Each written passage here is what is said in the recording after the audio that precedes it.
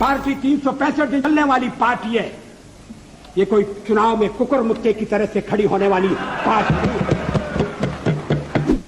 लेकिन हम फिर भी सदन में सबसे बड़े विरोधी दल के रूप में बैठेंगे और आपको हमारा सहयोग लेकर सदन चलाना पड़ेगा, इस बात को मत भूलिए। मैं अपना त्यागपत्र राष्ट्रपति महोदय को देने जा रहा हूं। काऊ बेल्ट है, काऊ बेल्ट का समर्थन है।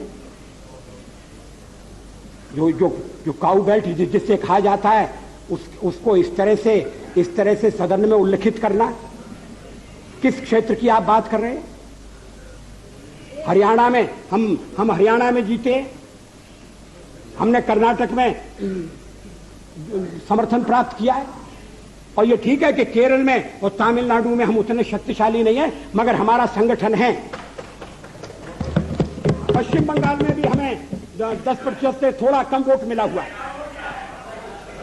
अगर आप वोट की बात करते हैं तो फिर 10% वोट की बात करिए। इस सदन में एक व्यक्ति की पार्टियां, एक व्यक्ति की पार्टी,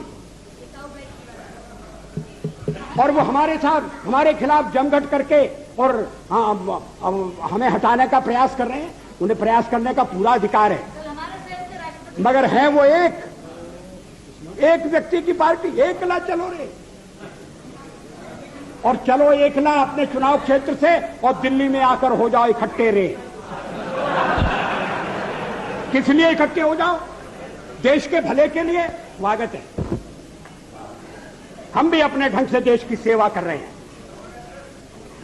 और अगर हम देशभक्त न होते और अगर हम निस्वार्थ भाव से राजनीति में अपना स्थान बनाने का प्रयास न करते, और हमारे इन प्रयासों के पीछे 40 साल की साधना है।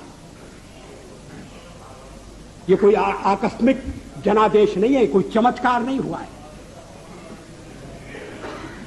हमने मेहनत की, हम लोगों में गए, हमने संघर्ष किया है। पार्टी 365 दिन चलने वाली पार्टी है। ये कोई चुनाव में कुकुर मुक्के की तरह से खड़ी होने वाली पार्टी नहीं है।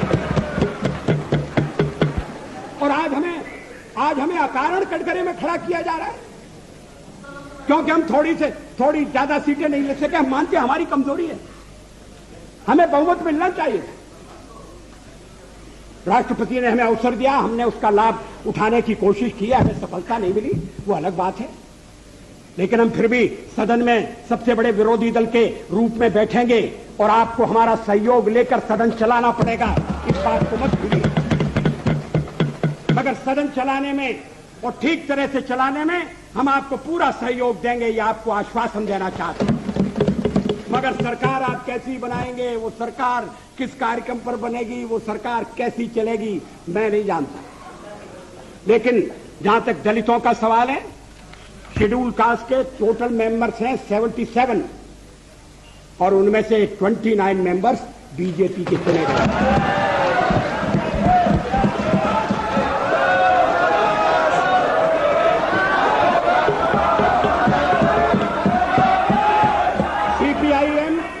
सीपीआईएम के 5 मेंबर हैं, सीपीआई 1 मेंबर है, कांग्रेस 15 मेंबर है, जनता दल 7 मेंबर है, और सबसे ज्यादा हमारे मेंबर हैं।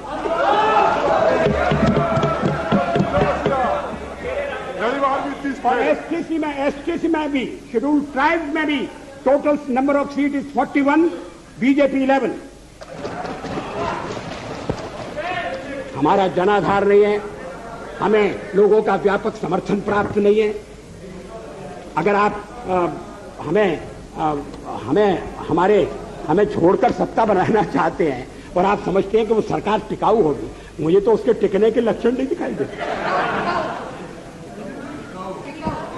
वो पहले तो उसका जन्म लेना कठिन है, जन्म लेने के बाद जीवित रहना कठिन है।